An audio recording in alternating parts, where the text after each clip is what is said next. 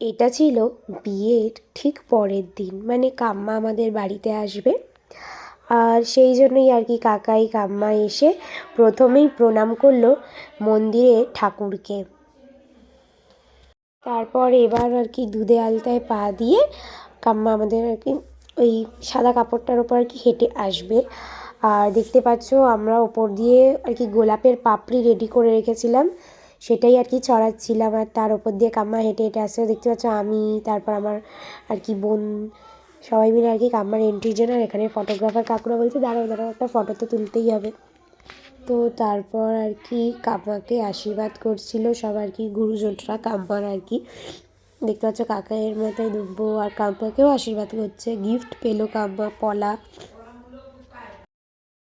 তো সেদিনকের আমার কাছে আর কোনো ক্লিপ নেই, এটা হলো বৌভাতের দিন। তো কাকাই কাম্মাকে আর কি ভাত দিচ্ছে, আর এটা ছিল খাবারের থালা, তার ওপরে আর কি ছিল শাড়ি, সিঁদুর, আলতা, এই থালাটা। আমরাও লাঞ্চ করতে বসবো, তো চলো।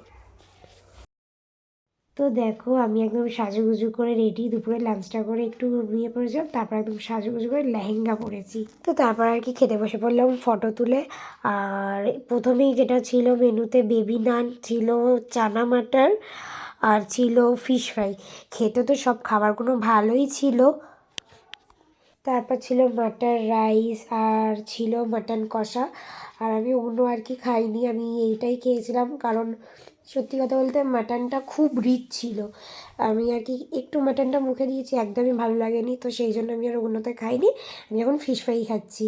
আর এটা হচ্ছে তার পরের দিন, সেদিনকে রাত্রিবেলা এসে ঘুমিয়ে পড়েছিলাম। আর এদিকে দেখতে পাচ্ছ আর কি কাম্মা সবাই মিলে আর কি গিফট খুলছে। আর এদিকে কাম্মা আর কি চকলেট, চিপস সব আমাদেরকে দিচ্ছিল, আমরা খাচ্ছিলাম, খুব মজা করেছি। তো চলো, আজকের এই যে ভিডিওটা তোমরা দেখলে, তোমাদের আশা করি ভালো লাগবে।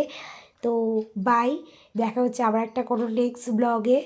আশা করি আমার চ্যানেলটাকে তোমরা সাবস্ক্রাইব করতে ভুলবে না। তো চলো বাই। ভিডিওটা যখন শেষই করব, তা কিছু ভালো মুহূর্তের ছবিগুলো তোমাদের সাথে শেয়ার করলাম, তো দেখে নাও তোমরা একবার।